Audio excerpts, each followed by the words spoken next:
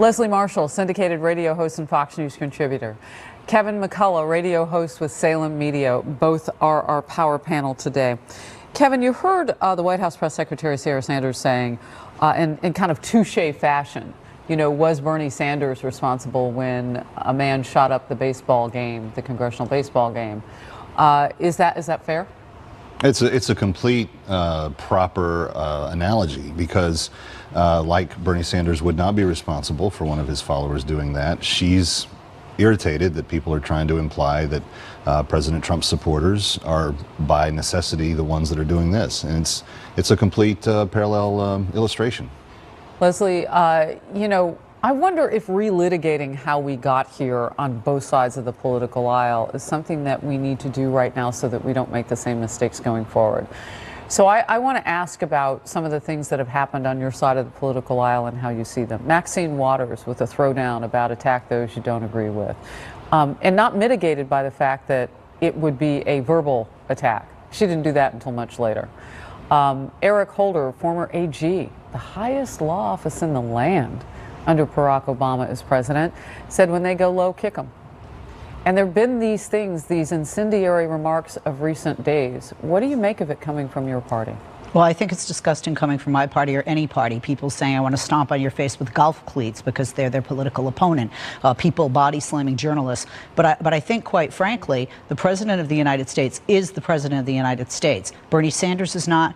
Maxine Waters is not. He needs to lead and lead by example. He is the leader of the free world. And I started to see that with the responses out of the White House tweeted, and then when he was talking about unity. And honestly, you saw the rally last night. Yes, and I started to think, to quote somebody from another network, Van Jones, who said, tonight he became our president. I sat there and I thought, oh my God, he's becoming presidential, becoming our president. He's not being juvenile. And then he started to attack the media. Then they're chanting, lock her up. And I thought, we are never going to be able to fully unite if the leader of our nation doesn't lead by example. All right. I do want to make a point here. The lock her up chant that was going on before the president took stage last night.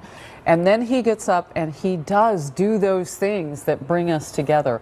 Why doesn't he get credit for that? And why don't the people who were shouting lock her up look to their neighbors and say, stop, this woman just had a bomb mailed in her direction today? I just don't think that, to be candid, that either side of the political aisle has a heavy investment in bringing people together. Ooh. I think it is easier for the political powers that be, particularly what Trump would call the swamp, to keep us as divided as possible. So when he did make those very presidential statements yesterday, I thought this is exactly the tone that should be had. It was George W. Bush after 9/11. It was, you know, this is terrible. An American under attack is an American under attack. We're Americans first, politicos second.